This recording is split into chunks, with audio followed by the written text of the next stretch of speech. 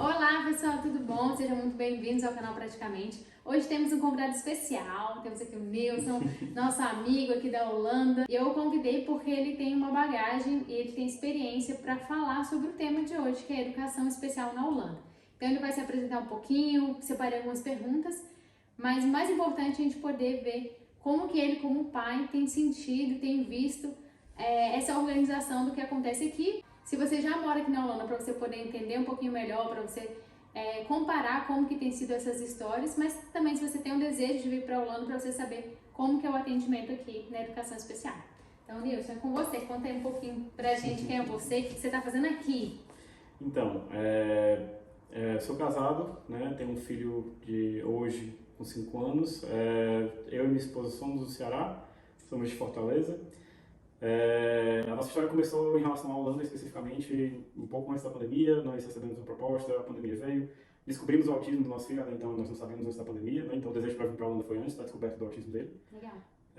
Então a gente tem pesquisado muito sobre a Holanda. A Holanda, por ser um país onde as crianças são consideradas felizes, porque eles têm muita liberdade no país, né? Um país que bicicleta é uma coisa do dia a dia, então... É mato. Literalmente tem mais bicicleta que gente, você sabia, né? É o único lugar no mundo que tem mais bicicleta que gente, é a Holanda. Então pode vir. E não traz bicicleta não, porque a gente já tem pra mim, pra você, pros nossos filhos e pra toda a nossa geração. Então, aí essa questão da bicicleta é uma coisa que eu gostava muito, né? Então era uma coisa que estava no meu coração, recebi a proposta de empresa legal, conversei com a minha esposa, a gente buscou um pouco sobre como seria o suporte para a escola, esse tipo de coisa, a empresa deu um pouco de apoio, então viemos, né? Quando eu cheguei aqui eu conversei com a empresa para poder já ter esse processo já mais encaminhado, mas é mais ou menos essa ideia de por que a gente veio para cá, né? E é isso. Vocês já queriam vir e também se certificaram que o Apolo seria bem atendido. Sim. Você consegue comparar essa diferença entre a educação especial no Brasil, que vocês receberam no Ceará, que foi pouco tempo em relação ao diagnóstico do Apolo, e o atendimento que ele tem recebido aqui? Você consegue ver quais são as diferenças? No Brasil, especificamente no Ceará, a gente não tinha muito acesso à escola especial. A gente não conhece nada em relação à escola especial no Ceará. Se existir, não faz parte do nosso conhecimento, né? Já conversei muito com a Sara, inclusive, sobre isso. A Sara já falou sobre a questão de que muitas cidades no Sul têm esse suporte, no Ceará não é uma coisa comum. Mas a gente teve suporte no plano de saúde. Ele fazia terapias no Brasil. E a gente teve um suporte extra de uma empresa, que no caso é uma empresa de um colega meu. Nesse caso, ele passou a fazer terapia em casa, o Apolo. Ele fazia terapia diariamente, né, 5 dias por semana, 1 hora por dia. Então, durante esse período ele teve um aprendizado maior. Mas a gente teve muita dificuldade no Brasil no quesito inclusão. No Brasil, a gente foi para 3 escolas diferentes. Nas escolas que ele teve lá, as poucas escolas não tinham tido muita experiência com crianças com autismo e tinham um pouco dessa dificuldade de inclusão, e também foi do processo da pandemia, o que dificultou mais essa questão da adaptação dele à escola, né? Então ele estava desenvolvendo a questão da linguagem, do português, de muita coisa, mas faltava ainda muito repertório, né, de comunicação para ele nesse período. Quando a gente chegou aqui na Holanda, o processo, eu posso falar do processo aqui, né? Então, assim, o processo não foi tão, né, da noite pro dia, mas e um pouco do que eu já notei devido à minha experiência, né? Minha experiência foi bem positiva, mas eu sei que não é tão assim para todo mundo. Quando eu cheguei aqui na Holanda, a empresa já me deu um suporte de me encaminhar para a empresa responsável aqui na cidade. Eu não sei exatamente por toda a Holanda, mas existe uma empresa responsável pelas escolas, né, por região da Holanda, né? Digamos que seria uma escola de um estado. Seria uma espécie de órgão da empresa, órgão do governo responsável por um estado, digamos assim, por província que eles chamam. Legal, uma separação, sim. Aí nesse caso de Utrecht, o nome da empresa é SVW, o meu holandês não é bom, mas é algo como Samenwerkingsverband, é algo como nós trabalhamos juntos. Nossa, o inglês tá melhor que o seu holandês tá melhor que o meu já. E essa empresa que é responsável justamente por entender e definir qual tipo de suporte essa criança precisa, então eles encaminham para um determinado tipo de escola. Mas eles não fazem o processo inicial, né? Porque ele, quando chegou aqui, ele tinha 4 anos, né? A criança na Holanda pode ingressar na escola a partir dos 4 anos. Ele tinha acabado de completar 4 anos quando chegou aqui. Só que, como eu expliquei que nós já tínhamos o diagnóstico de autismo, nós trouxemos o diagnóstico do Brasil, então já orientou que a gente procurasse um grupo de tratamento para crianças com necessidades especiais. O que a gente passou aqui por Utrecht, tem um órgão social chamado Equipe do Bairro, ou Buurtteam, em holandês. Esse é um órgão para essa questão social, que Utrecht, cada cidade, nesse caso, cada cidade é um nome diferente, pode ser um nome diferente. Em Amsterdã, por exemplo, o nome se não me engano, é OKT, algo parecido. É um nome diferente, mas a ideia mesmo é um órgão responsável por essa parte social, ou por bairro, ou por alguns bairros, depende do tamanho da cidade, né? No caso da gente, era esse órgão por mais ou menos uns 3 ou 4 bairros apenas, né? Então, eram 2 moças, elas foram à nossa casa, conversaram com a gente explicou a situação do Apolo, e elas entraram em contato com o órgão que é responsável por crianças com necessidades especiais na região norte da cidade. Em Utrecht, uma cidade grande, Existem 2 órgãos na cidade de Utrecht, um deles que é o que a gente entrou em contato, se chama Spoorrechter, é tipo um órgão, eles têm uma verba financeira para crianças especiais dentro da cidade. Legal. Essa empresa explicou pra gente, teve uma conversa muito rápida só por telefone com eles, né? Eles explicaram que existe um órgão, né, que se chama, o que seria o grupo de tratamento se chama UK, no lugar que nós fomos. Nesse lugar seria a opção que eles tinham disponível para o Apolo. Eles iriam entrar para a fila de espera, isso tudo antes de chegar que eu fui fazer essas reuniões, né? Caramba, já chega com tudo organizadinho. Eu cheguei 3 meses antes da Apolo, né, e da Renata, então eu Mas preparei você essa... conseguiria resolver isso lá no Brasil? Tipo, estou indo para a Holanda, consigo desenrolar isso pela internet? Tipo, olha, daqui a um mês eu vou chegar com meu filho, ele tem alguma demanda específica, então algum diagnóstico, eu consigo desenrolar isso ou só aqui? Uma das coisas que quando eu conversei com eles, eu mandei e-mail antes de vir, mas a gente só conseguiu ter a primeira reunião depois que eu estava aqui. Outra coisa que você só consegue realmente dar andamento depois que você tira o CPF holandês, é o BSN. Então é só com o documento que eles conseguem dar início ao processo. É como se eles se sentissem mais seguros, tipo, olha, você é um cidadão legal, então a gente vai desenrolar as suas questões. Pelo menos foi a minha experiência. Sim. Não sei se existe a possibilidade de fato, mas para mim a experiência foi, eu mandei e-mail, eles responderam, a gente conseguiu marcar uma reunião, mas na prática eu só consegui fazer essa reunião depois que eu já estava aqui e dar um andamento realmente de fato depois que já tiver o meu BSN, pelo menos. Por mais que ainda não tivesse o do Apolo e da Renata. Aproveitando essa questão da diferença entre a educação especial no Brasil e na Holanda, porque eu tenho observado também, hoje na Holanda a gente tem 3 vertentes da educação especial, né? A gente pode falar um pouquinho depois sobre ela, mas no Brasil, o Brasil é muito grande, então assim, a gente botar o Brasil de uma forma bem generalista pode ser um erro meu. Mas, por exemplo, no contexto de Brasília, onde nós morávamos, a inclusão e essa parte do atendimento da criança ou da pessoa com deficiência era muito forte. Então, assim, eles têm muitos tipos de atendimento. Você tem muitos grupos multiprofissionais, o que eu acho que é muito rico, e aqui a gente também tem. Então, assim, você vai ter um fono, um fisioterapeuta, um psicopedagogo e outros profissionais, um médico que vai atender aquela criança para ver a sua amplitude, não só um ponto. Então, eu vejo assim que a Holanda, eles tentam dar o melhor atendimento, claro, como acho que qualquer outra região, mas eles são muito organizados. E essa parte assim de você ter setores muito específicos e de ter parte de educação é uma coisa que eu gosto, assim. Eu acho que isso talvez funcione melhor que o Brasil, mas essa parte de atendimento no Brasil também, principalmente em Brasília e em outras partes, e até o próprio Ceará, a gente precisa estudar e pesquisar o que tem lá, mas eu acho que o Brasil também tá indo bem. De fato, assim, como você falou, por muitas coisas que nós já conversamos, é muito diferente de estado para estado, né? Então é difícil de avaliar o Brasil como uma unidade, né? Em relação só acrescentando o que você falou, né? Essa questão da organização realmente é legal porque geralmente as coisas já são bem encaminhadas aqui, e o que para onde tem que ir, com quem tem que conversar. Né? E tanto que assim, continuando em relação ao que eu estava falando sobre a questão do grupo de tratamento dele, né? A questão maior é que eu já consegui, através dessa empresa, falar com a equipe do bairro, falar com essa outra empresa da parte de escola, e eles me encaminharam para quando o Apolo chegou, a gente conseguiu ter a primeira reunião com o grupo de tratamento. Legal. E quando ele chegou com 2 semanas mais ou menos, já teve a primeira reunião com o grupo de tratamento. E para nossa sorte, no dia que a gente foi lá, na outra semana, a criança estava saindo. Então ele já conseguiu, ele não teve que passar muito tempo na fila de espera. Porque geralmente tem fila de espera nesses lugares, aqui na Holanda, essa fila de espera pode levar 6 meses, pode levar 1 ano. Eu já vi casos, né, de relatos existem grupos no Facebook sobre crianças com autismo na Holanda. Brasileiros ou não, tipo inglês? Em inglês, no caso. E nesse caso, quando eu pesquisei relatos sobre isso, eu vi muita gente falando que passava 6 meses e não tinha um retorno da Holanda porque ficava na fila de espera. Então, assim, nós tivemos uma experiência muito positiva, porque quando ele chegou, a gente deu essa sorte, né, assim que ele chegou, ele já tinha a oportunidade para começar. E lá, esse lugar onde ele vai é um grupo de tratamento, novamente, mas é para identificar crianças que têm alguma questão que não foi identificada, que não se sabe ainda o que é. Então, por exemplo, no grupo dele tem crianças verbais, tem crianças não verbais, mas como ele já sabia que ele era autista, ele é um grupo especialmente para crianças autistas, na faixa etária dele. Tem para crianças mais novas, tem para crianças que não se sabe o que é, mas falam, ou outra coisa, pode ser outro tipo de... Então, esse lugar não é uma escola regular? Não é uma escola regular, antes da escola é o que chamam de grupo de tratamento. Excelente. É por isso que lá não é todo dia, lá são 3 vezes por semana, mas é mais ou menos no horário da escola da Holanda, porque a escola da Holanda não é o dia todo, né, mas também não é manhã muito cedo. Lá para a turma dele especificamente é de 8h45 até as 2h15 da tarde, e são só 3 vezes por semana, né? Você gosta desse atendimento? Como que é a sua expectativa em relação... lembrando também a língua, né? Que às vezes o pessoal pode ter dúvida. O que você sente assim, em relação ao atendimento da Apolo ser em holandês? A gente sabia desde antes de vir para cá que a gente não está vindo para um país que a língua nativa não é inglês. Então, não se passa pela cabeça da gente no momento que a gente ia ter o privilégio ou algo do tipo de ter um atendimento na língua nativa dele ou em inglês. A gente sempre soube que teria que ser holandês, porque o sistema público da Holanda é muito bom, mas é tudo em holandês, né? É a língua deles. Exato. Então, a gente já esperava por isso, mas tanto que a gente, pouco depois que a gente conseguiu organizar essa questão da escola, a primeira coisa que eu perguntei foi, ele não fala holandês, por que a gente pode fazer? Ela falou, você pode pedir para a sua médica da família, né, que trabalha com o médico da família, então você pode pedir para uma fonoaudióloga. Nós temos uma fonoaudióloga aqui no grupo de tratamento, mas você vai para a fila de espera. Eu falei, por exemplo, também outra coisa que ele tinha dificuldade, ele tem algumas questões em relação à coordenação motora fina, né, ele não sabe utilizar a tesoura. Então, uma coisa do tipo, a gente também conversava, nós também temos um físio, mas você tem que também entrar na fila de espera e você tem que pedir autorização para o seu médico da família. E tudo isso é gratuito? A gente nunca gasta um centavo lá. Mas, na verdade, o sistema público aqui, ele é pago, né? É bom a gente falar isso, a gente não gasta mais, faz parte hoje dessa... O atendimento multidisciplinar ele faz parte dentro do plano, mas os adultos pagam o plano de saúde e o Apolo não paga. Isso, né? No caso, pelo menos um dos pais tem que estar segurado, né? Na prática, a gente é obrigado a pagar o seguro de saúde aqui, né? Todo mundo. Mas realmente para a criança não tem custo nenhum, né? Em relação a essa parte de atendimento, de fono, físio, Até a gente os 18, conseguiu, né? até os 18 anos ele conta como dependente, então ele não paga o plano de saúde até lá. E é interessante falar que é uma média, a média do valor do plano de saúde ela varia, né? Tem como se fosse os tipos, mas você vai começar em torno de 200 euros por pessoa. O plano de saúde? Tá menos?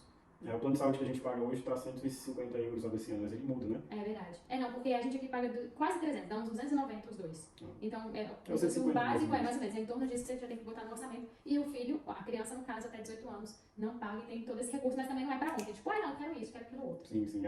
Uma das coisas que eu posso acrescentar em relação a isso é o dentista. Né? Assim, a gente fez o plano, né? O plano mais básico da Holanda é mais barato, né? Mas se você não tem direito a dentista, por exemplo, então a gente fez incluindo o dentista. No caso do Apolo, ele tinha muito medo do dentista. O que eu me preparei foi, eu liguei para lá perguntando sobre essa questão do dentista.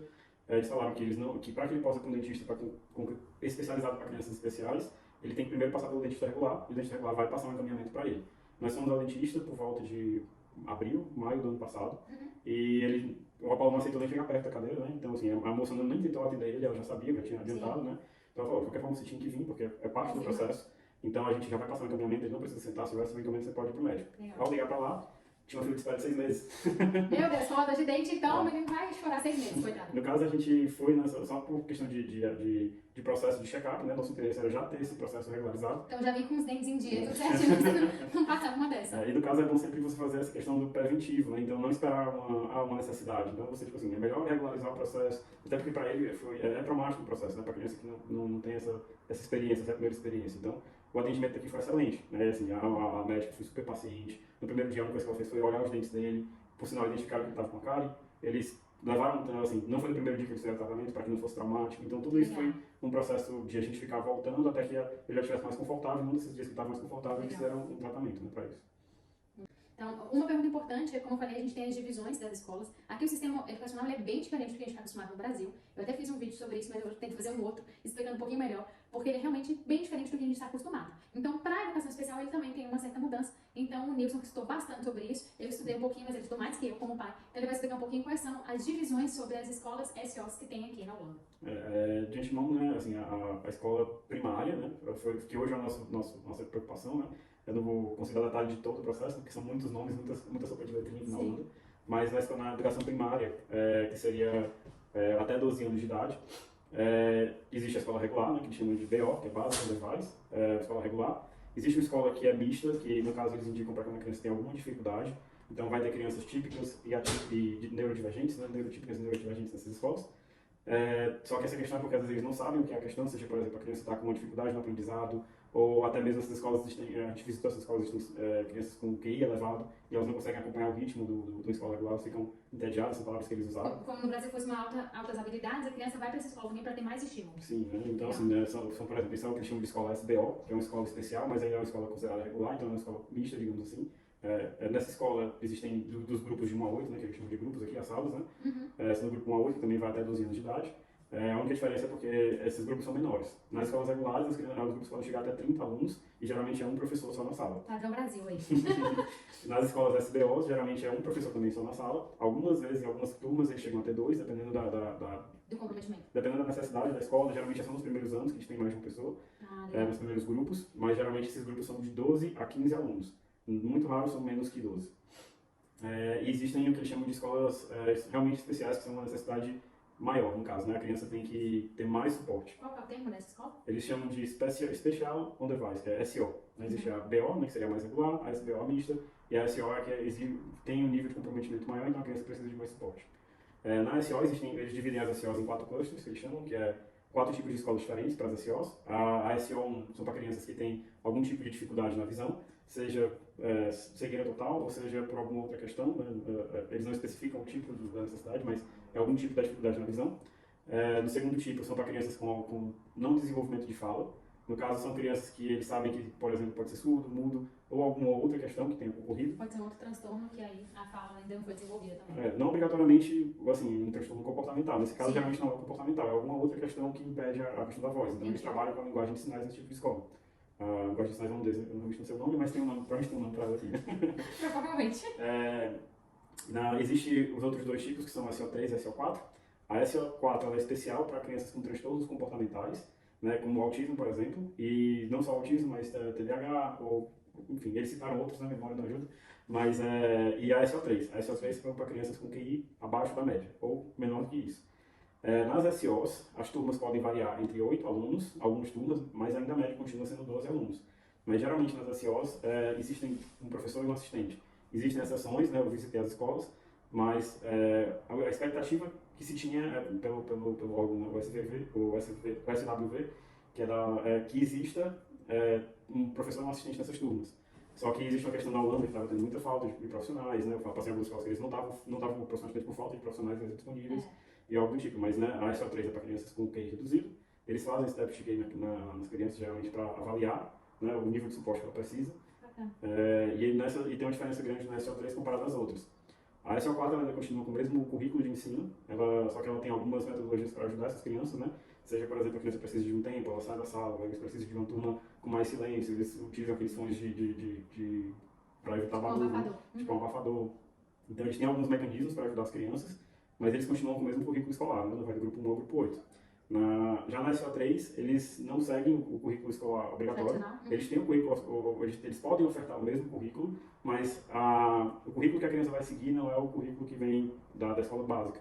Ele é um currículo moldado para a criança. Tanto que eles não chamam as turmas de grupo 1 a grupo 8.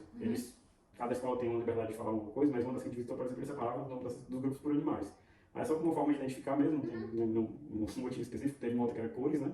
Então, só que o que eles juntam as crianças por uma faixa etária aproximada e por um nível de desenvolvimento aproximado, social e intelectual. Então, eles avaliam as crianças pelo nível de desenvolvimento social, intelectual e por idade. E assim faz a turma. E formam as turmas. Então, essas turmas, essas crianças vão aprender as mesmas coisas. Então, vai ter criança que, por exemplo, vai chegar nos 12 anos com matemática mais desenvolvida, porque ela gostou mais de matemática, ou porque na turma dela eles conseguiram evoluir mais na matemática. Mas na gramática, em qualquer outra matéria, né, sei lá, no primário acho que vai ter geografia, coisa do tipo, né? Ciências. Eles não conseguiram evoluir o suficiente, então é como se, por exemplo, na matemática ele conseguiu atingir, por exemplo, o equivalente ao grupo 7, quando ele chegou nos 12 anos. Aí ele estuda lá. Mas ele, por exemplo, na gramática ele ainda estava no grupo 6, então ele vai ter que ir para uma escola... É bem pontual mesmo, então, a avaliação. A avaliação é individual pela turma e pela criança, né? Eles moldam o que ele deve aprender, inclusive no sentido de, por exemplo, na segunda-feira ele vai para a turma tal, porque ele precisa aprender isso aqui, na terça-feira ele vai para outra turma. Nossa, isso aí eu nunca vi, não. Achei interessante. Te atende hoje o atendimento? Qual que é o seu sentimento? Você olha e você é satisfeito com o atendimento da Holanda? Você diz no geral, uma das coisas que eu já tive a oportunidade de conversar foi com alguns brasileiros que moravam na Europa, mas não aqui na Holanda especificamente. E, assim, a Holanda oferece um atendimento gratuito bom. Ele não é tão bom quanto o atendimento pago no Brasil. O sentimento que se tem é isso, né? Óbvio que aqui também existe atendimento pago, mas o atendimento pago na Holanda é muito caro. Né? Então, assim, é um pago desproporcional, né? É desproporcional ao que se tinha no Brasil, né? Assim, é bem mais difícil. Mas no sentido de que, por exemplo, aqui na Holanda, até hoje, eu ainda não precisei gastar dinheiro meu para qualquer tipo de atendimento. Mas tudo que eu tive que fazer, eu tive que pedir. Eu percebo que nem sempre eles oferecem as coisas, então no Brasil, às vezes você vai num médico, não entendeu, o médico diz, faça isso, vá em tal lugar. Então, por exemplo, quando eu fui na escola, eu falei, eu quero uma ajuda extra para aprender holandês. Você pode pedir para a fonte, você pode pedir a fonte do seu médico. Então, você pode pedir a fonte do seu médico. Eles não vão fazer isso com você. Atrás. Essa questão de você tem que ir buscar as coisas aqui é mais claro do que no Brasil. No Brasil, eu sinto que as coisas são mais direcionadas quando você fala com o médico vai pedir alguma coisa, você vai fazer acompanhamento com o médico. O médico da família aqui, por exemplo, não faz um acompanhamento regular com ele. Uma das coisas que também, eu não passei por essa experiência, mas eu tenho noção de que existe. Quando você tem um filho aqui na Holanda, existe um outro médico, eu não lembro exatamente o nome, mas tem um nome que é um órgão do governo responsável pelas crianças que são menos de 4 anos, e esse órgão ele acompanha essas crianças. Por exemplo, uma instituição brasileira, que ela foi parar no mesmo grupo de atendimento do Apollo, através desse outro médico, não é o médico da família dela. O Apollo não teve acesso, porque quando ele chegou aqui já tinha 4 anos, então ele não teve esse acompanhamento. Esse acompanhamento de vacina, de todas essas questões extras, eles acompanham. Inclusive a questão da fala, por exemplo, no caso da criança da Luna desenvolvendo, então ele indicou para ele procurar esse tipo de atendimento. Então esse médico extra poderia talvez ter esse atendimento extra de notar algumas coisas, a gente não passou por essa experiência, a gente não viu, né? Então talvez seria um pouco diferente para tido isso, seria equivalente a um pediatra. Né? Aqui a gente não tem, eu perguntei para a médica, eu posso falar com um pediatra, um especialista para o meu filho? E a resposta foi, você precisa de quê? O que está faltando no seu filho? Não, para fazer um acompanhamento, se ele está no desenvolvimento tudo correto dele. Você pode me perguntar o que tiver diferente. Não tem algo, fazer um check-up. Então, assim, ele parece bem, tem alguma coisa que tem para reclamar? Eu acho que o ponto da saúde aqui é culturalmente diferente. Quando a gente está, tipo assim, exames anuais da minha saúde, fazer um check-up, e aqui é, tipo assim, quando você realmente precisar, né? E eu acho que para criança no mesmo sentido. É no mesmo sentido. Então, entra muito disso, que você tem que ir e pedir pelas coisas para que elas aconteçam, né? Mas é isso, né? Do que você tinha perguntado. Excelente. Pra gente finalizar, Nilson, você tem alguma recomendação, alguma sugestão, ou pra família que já tá aqui com uma criança com deficiência morando na Holanda, ou que tem vontade de vir pra cá? O que você aconselha pra essa galera? Uma das coisas que se você tem, assim, que passou por mim no Brasil, né? Se você tem uma criança com autismo, onde a fala não está se desenvolvendo, ou se ela for muito nova, talvez valha a pena, né, se preparar um pouco melhor, no sentido de que hoje a gente está passando por algumas dificuldades de desenvolvimento de linguagem do nosso filho. Então, nesse sentido, assim, se você puder postergar um pouco até a criança chegar nos 8, 9 anos, se for possível para você, é uma coisa que provavelmente contribua. Eu faria diferente hoje, não dá mais para voltar atrás, mas talvez tivesse sido mais saudável para ele, esperar um pouco mais, né, para que ele pudesse desenvolver sua linguagem no Brasil e depois aprender uma língua nova aqui. Se prepara no sentido de se munir de informação, de saber qual por exemplo, são das coisas que eu já falei, né, que eu já aprendi daqui. Existe um órgão social por cidade, então descobrir qual é o órgão social, qual é o órgão responsável pelas escolas na cidade que você está indo, para que você possa se informar com antecedência, né, se possível trocar e-mail e conhecer. Nas escolas que a gente foi, a gente pôde visitar as escolas, nem todas permitiram a gente visitar, então é uma experiência legal você quando chegar aqui explicar a situação, conversar com a equipe do bairro também, eles podem lhe ajudar em relação a isso, mas conhecer as escolas é uma coisa Onde que o é pessoal vai importante. essa equipe do bairro? A de trás eu consigo botar o link, eu consigo te passar o link pra gente procurar. A gente pode ver, assim, né? Acho que é mais fácil a gente pegar a tradução em holandês, aqui muitas coisas que eu faço, você tem que pesquisar em holandês. Não sei como fala isso. Então, bota no Google Tradutor mesmo e tal. Então, esses dias eu precisei de uma gráfica pra imprimir esse papel. Aí, como que escreve gráfica em holandês? Eu pesquisei, botei o nome e o treco, tipo assim, na Holanda. E aí você vai achando, vai usando o Google Tradutor e vai fazendo as coisas. Porque sem o holandês aqui, eu acho que, assim, muitas coisas ficam limitadas. Sim. Assim, pelo menos a experiência que a gente teve de Utrecht, no site da prefeitura tem muita informação sobre onde você procurar essas coisas. Existe um site, eu vou colocar na descrição, um site sobre todas as escolas de Utrecht, né? Esse site é legal, porque ele tem algumas informações extras sobre as escolas. Talvez seja para você olhar quais são os tipos de escolas que existem nos bairros que você pretende morar quando você vier para cá. Então você vai ter uma noção, será que existem quantos tipos de escola, quais são os tipos de escolas que existem na cidade que eu pretendo morar. Pode facilitar. Uma informação extra que eu não tinha adicionado é que na Holanda existe a possibilidade de você, da prefeitura, conseguir um táxi. Você mora numa cidade que tem uma escola especial, para escolas especiais, né? E na sua cidade, por exemplo, não existe escola especial, então eles podem disponibilizar táxi, é uma possibilidade. Serviço, né? É um serviço, né? Sem custo. Mas é muito mais prático quando você tem a verdade de ir buscar o seu filho, quando acontecer alguma coisa, você pode ter facilidade, né? Então, vale a pena avaliar onde existe a escola, se você já tem um filho com autismo, buscar quais são os tipos de escolas especiais que existem na cidade onde você pretende morar. E entra muito nessa questão de se munir de informação. Né? Assim, o sistema da Holanda é diferente, a escola do ensino primário, que foi o que a gente falou, ela é mais simples, mas não é só isso, a escola secundária é outro modelo, né? As crianças aqui, elas, quando saem do ensino primário, elas já são bem direcionadas ao que elas vão fazer na próxima etapa, se ela vai para uma universidade, ou se ela vai para uma faculdade, ou se ela vai para uma escola técnica. Então isso tudo é definido na escola primária, então vale a pena você entender, né, como é que está essa questão. Eu acho legal falar porque, assim, é uma trajetória que é muito clara em relação à educação aqui. Então, você entender como que é o sistema educacional não é apenas com um vídeo ou uma bugada. É um tempo que você precisa amadurecer. E eu sinto que a gente, às vezes, pesquisa as coisas no YouTube e, às vezes, não tem tanta clareza sobre o que é. Mas quando você está aqui, aí você vai na escola, você vê, você conhece alguém, realmente parece que tudo faz mais sentido. Eu demorei a entender o sistema educacional, porque eu vi o vídeo e ok. Mas aí quando eu comecei a perguntar para as mães, para filho brasileiro, filho de não brasileiro, como é que foi com seu filho e tal, aí eu consegui realmente ter mais clareza. E uma coisa que eu vivenciei, eu estava atendendo uma criança aqui com deficiência e a escola dela era justamente essa, tinha um transporte, como se fosse uma vanzinha que a gente tem no Brasil, em que deixava em casa e buscava ele na hora de ir para a escola, achava um serviço muito bacana. E a mãe falou, gente, tipo, eu nunca vi isso. Eu falei, eu nunca vi isso gratuito. Mas eu acredito assim, gente, esse vídeo é apenas um resumão para vocês terem uma ideia, mas tem muita coisa para você pesquisar, sentar e estudar. O Nilson tá aqui e sabe melhor que ninguém o tanto do tempo que ele gastou para entender e de contatos que ele fez. Eu acho que é um processo longo, assim como uma criança com deficiência ou sem, a educação na Holanda ela vai ter um sistema diferenciado. Então você vai precisar entender e conversar com muita gente.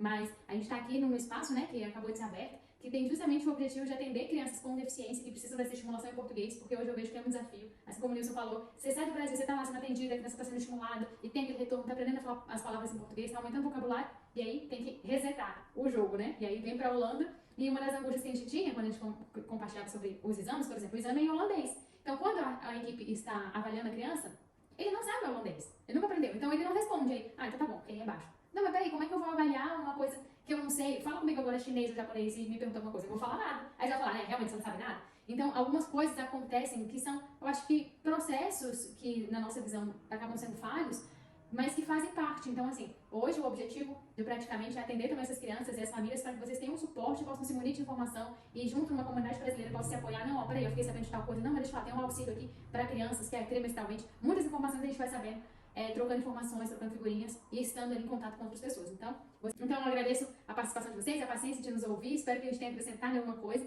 E se tiver alguma dúvida, vocês podem deixar aqui no comentário, porque a gente falou muita coisa, né, Nilson? Mas a gente vai tentar deixar todos os links aqui para vocês e qualquer coisa é só falar. Gente, obrigada, até a próxima. Tchau, tchau.